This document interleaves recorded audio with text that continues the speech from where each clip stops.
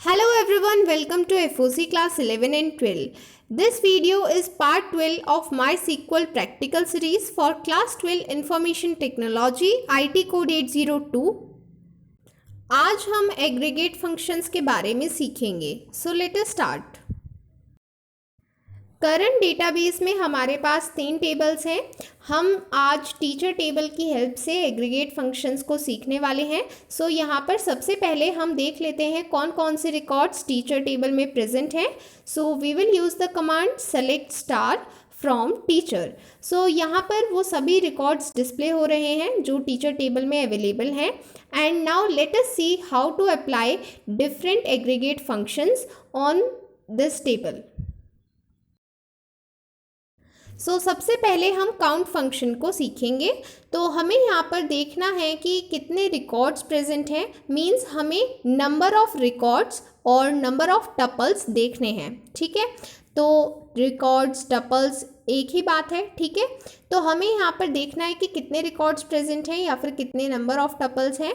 तो उसके लिए हम काउंट फंक्शन यूज़ करेंगे. किस तरह से यूज़ करेंगे? सबसे पहले आपको लिखना है सेलेक्ट, उसके बाद काउंट मेंशन करेंगे, फिर ब्रैकेट लगाएंगे. अब इस ब्रैकेट में आपको बताना है कि आपको क्या चीज़ काउंट करनी है. अगर आप किसी स्पेसिफिक कॉलम का नेम मेंशन करेंगे तो सिर्फ उस कॉलम की वैल्यूज़ को काउंट किया जाएगा.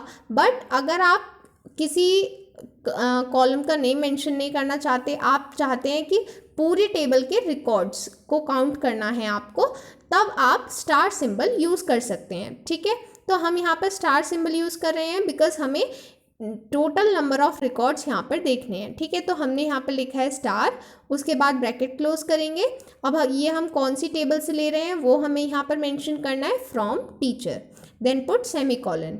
सो यहाँ पर हमें रिजल्ट मिला है एंड ये हमें बता रहा है कि यहाँ पर कितने नंबर ऑफ टपल्स मींस कितने नंबर ऑफ रिकॉर्ड्स हैं. तो यहाँ पर हम देख सकते हैं हमने टीचर आईडी में क्योंकि 1 से स्टार्ट किया था तो उससे भी हमें पता चल रहा था. बट हमने यहाँ पर देखा कि एग्रीगेट फंक्शन काउंट की हेल्प से भी हम ये देख सकते हैं कि कितने नंबर ऑफ रिकॉर्ड्स प्रेजेंट हैं. ओके, अब हम सम फंक्शन को समझते हैं. तो जैसे कि हमें यहाँ पर डिफरेंट सैलरीज दिख रही हैं, तो हम सपोज करते हैं कि हमें सभी सैलरीज का सम करना है, टोटल अमाउंट फाइंड करना है. तो उसके लिए हम यहाँ पर यूज़ करेंगे सेलेक्ट, इसके बाद हम मेंशन करेंगे सम एंड ब्रैकेट में हमें मेंशन करना है कि हमें किस चीज़ का सम करना है. तो यहाँ पर आप ध्यान रखेंगे, आप सम मींस अगर किसी भी चीज़ का आपको एडिशन करना है तो आप सिर्फ न्यूमेरिक डेटा टाइप लेते हैं. तो इसलिए आप सिर्फ उसी एट्रीब्यूट को सेलेक्ट करें जहाँ पर न्यूमेरिक डेटा टाइप है. ओके, तो यहाँ पर हमने मेंशन किया है सम सैलरी एंड उसके बाद ब्रैकेट क्लोज किया है. अब यहाँ पर आप प्रीवियस एग्जाम्पल में अगर देखेंगे, हमने जब काउंट फंक्शन यूज़ किया था तो जो हमने क्वेरी में मेंशन किया हमें वही यहाँ पर डिस्प्ले हो गया था. बट यहाँ पर हम चाहते हैं कि हमें कुछ और डिस्प्ले हो. मींस ये जो हमें नेम शो हो रहा है ये कुछ रीडेबल नेम हो, ऐसा नेम हो जो हमें इंडिकेट करे कोई स्पेसिफिक मीनिंग. हम यहाँ पर क्या करेंगे, हम यहाँ पर एलियास क्रिएट करेंगे. एंड एलियास कैसे क्रिएट करते हैं ये हमने क्लास 11th में भी सीखा है. हम यहाँ पर मेंशन करते हैं एज कीवर्ड, इसके बाद हम यहाँ पर जो भी नेम शो करना चाहते हैं वो हम यहाँ पर लिख देंगे. तो हम लिख देंगे टोटल अंडरस्कोर सैलरी. ठीक है, हमें टोटल सैलरी यहाँ पर देखनी है. हमने यहाँ पर क्या किया है, हमने ये सिर्फ और सिर्फ एक एलियास क्रिएट किया है. हमने टेबल के डेटा में कोई चेंज नहीं किया है, ये सिर्फ हमें इस क्वेरी के लिए शो होगा. ओके, इसके बाद हम मेंशन करेंगे from teacher, then put semicolon. तो अब आप यहाँ पर देख सकते हैं हमें रिजल्ट में जो शो हो रहा है, सबसे पहले तो यहाँ पर टोटल सैलरी लिखा हुआ है. वो क्यों? क्योंकि हमने एज कीवर्ड के बाद मेंशन किया कि हमें इसको इस नेम के साथ डिस्प्ले करना है. अगर हमने ये नहीं किया होता तो यहीं पर क्या लिखा आ रहा होता, सम सैलरी ये लिखा आ रहा होता, right.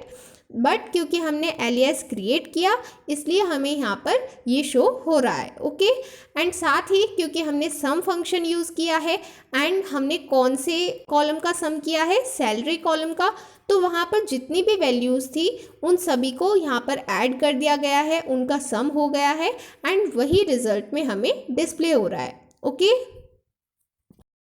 Now we want to find the maximum value of salary, means हम यहाँ पर सिर्फ वही सैलरी की वैल्यू देखना चाहते हैं जो मैक्सिमम वैल्यू है, सबसे ज़्यादा है। तो यहाँ पर हमें उसके लिए एग्रीगेट फंक्शन यूज़ करना है। तो सबसे पहले हम मेंशन करेंगे सेलेक्ट, इसके बाद हमने यहाँ पर मेंशन किया है मैक्स।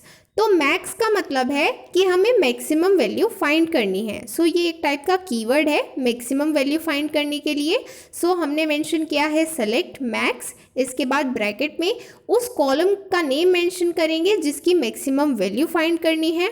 एंड अगेन आप मैक्सिमम वैल्यू सिर्फ तभी फाइंड कर सकते हैं जब न्यूमेरिक डेटा टाइप है, बिकॉज उसी में आप कंपेयर कर सकते हैं कि कौन सी सबसे ज़्यादा वैल्यू है। तो इसलिए यहाँ पर न्यूमेरिक डेटा टाइप होना ज़रूरी है। Okay, so close the bracket, then from teacher. यहाँ पर आप एज लिखना चाहते हैं तो लिख सकते हैं, हम यहाँ पर नहीं लिख रहे हैं, हमने लिखा है फ्रॉम टीचर देन सेमीकोलन। तो यहाँ पर हमें दिख रहा है हमें मैक्सिमम वैल्यू शो हो रही है। हम देख सकते हैं ऊपर टेबल में जहाँ पर हमने सारे रिकॉर्ड्स डिस्प्ले किए थे, तो यहाँ पर डिफरेंट वैल्यूज़ थी सैलरी के लिए। एंड क्योंकि हमें मैक्सिमम वैल्यू चाहिए थी जो यहाँ पर हमें क्लियरली दिख रही है 40,000 है, सो वही हमें यहाँ पर एग्रीगेट फंक्शन यूज़ करने पर शो हो रही है। Okay, now suppose that we have to find the minimum value of salary. अभी तक हमने मैक्सिमम वैल्यू फाइंड की थी, अब हमें मिनिमम वैल्यू फाइंड करनी है। तो यहाँ पर मिनिमम वैल्यू फाइंड करने के लिए वही सबसे पहले हम सेलेक्ट मेंशन करेंगे, फिर जिस तरह से मैक्सिमम के लिए कीवर्ड था मैक्स, उसी तरह से मिनिमम के लिए कीवर्ड होगा मिन, MIN। इसके बाद ब्रैकेट लगाएंगे, कॉलम का नेम मेंशन करेंगे जिसकी मिनिमम वैल्यू चाहिए, यहाँ पर हमें सैलरी की मिनिमम वैल्यू चाहिए। Then close the bracket from teacher, इसके बाद सेमीकोलन लगाएंगे एंड कमांड को एग्जीक्यूट करेंगे। सो यहाँ पर हमें शो हो रही है मिनिमम वैल्यू। अगेन हम टेबल में देख सकते हैं, यहाँ पर टेबल में डिफरेंट वैल्यूज़ थी एंड इसमें जो सबसे कम थी, जो सबसे मिनिमम वैल्यू थी वो थी 20,000। सो हमें यहाँ पर जो minimum value minimum aggregate function के साथ शो हो रही है वो भी 20,000 है। तो इसलिए यहाँ पर हमने मिनिमम एग्रीगेट फंक्शन यूज़ किया था एंड इसकी हेल्प से हमें यहाँ पर शो हो गई है minimum value. Okay, now we want to find the average value of salary. तो यहाँ पर हमें सैलरी की डिफरेंट वैल्यूज़ गिवन है एंड हम चाहते हैं कि हमें एवरेज वैल्यू डिस्प्ले हो जाए। सो यहाँ पर जिस तरह से हम मैक्सिमम के लिए मैक्स, मिनिमम के लिए मिन यूज़ कर रहे थे, उसी तरह से एवरेज के लिए हम यूज़ करेंगे AVG। ठीक है, ये इंडिकेट करेगा कि हमें एवरेज वैल्यू फाइंड करनी है। तो सबसे पहले हम मेंशन करेंगे select then AVG, then bracket में आप मेंशन करेंगे आपको कौन से कॉलम की एवरेज वैल्यू चाहिए। तो हमें यहाँ पर सैलरी कॉलम की एवरेज वैल्यू चाहिए, हम मेंशन करेंगे salary, then close the brackets from teacher. तो हमें टीचर टेबल से सैलरी कॉलम की एवरेज वैल्यू चाहिए। ठीक है, then we have put semicolon. Now let us execute this command. तो यहाँ पर आप देख सकते हैं हमें एवरेज वैल्यू शो हो गई है। तो यहाँ पर हमें सैलरी के लिए जितनी भी वैल्यूज़ गिवन थी उन सभी का एवरेज कैलकुलेट होकर हमें यहाँ पर शो किया जा रहा है। ओके, सो आज की वीडियो में हमने एग्रीगेट फंक्शन सीखे। सबसे पहले हमने सीखा किस तरह से काउंट फंक्शन की हेल्प से नंबर ऑफ टपल्स या फिर नंबर ऑफ रिकॉर्ड्स को काउंट कर सकते हैं। एंड अगर न्यूमेरिक डेटा टाइप है तो उन सभी वैल्यूज़ का सम या फिर उसमें से मैक्सिमम वैल्यू, मिनिमम वैल्यू या फिर एवरेज वैल्यू फाइंड करने के लिए हम डिफरेंट एग्रीगेट फंक्शंस यूज़ करते हैं। So I hope all these aggregate functions are clear to you.